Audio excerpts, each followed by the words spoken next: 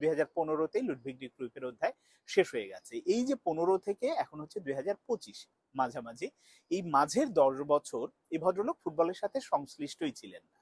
তিনি তার স্ত্রীর বোধহয় সম্ভবত রেস্টুরেন্ট বিজনেস বা এরকম কিছু একটা বিজনেস আছে, সেটা দেখাশোনা করেন। আবার ব্যাপারটা এমন না যে ওটা দেখাশোনা করেন পাশাপাশি যে কোনো প্রফেশনাল ক্লাবের সাথে যুক্ত আছে, তাও না।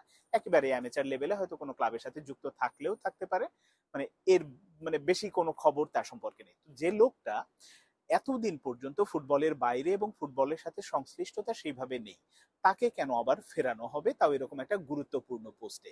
মিনিমাম 15 থেকে 20 লাখ টাকায় লুডভিগ ডি ক্রুইফকে আনতে হবে। তো যদি এরকম টাকা দিয়ে আমি একজন টেকনিক্যাল ডিরেক্টর আনতেই চাই, তাহলে লুডভিগ ডি ক্রুইফ কেন?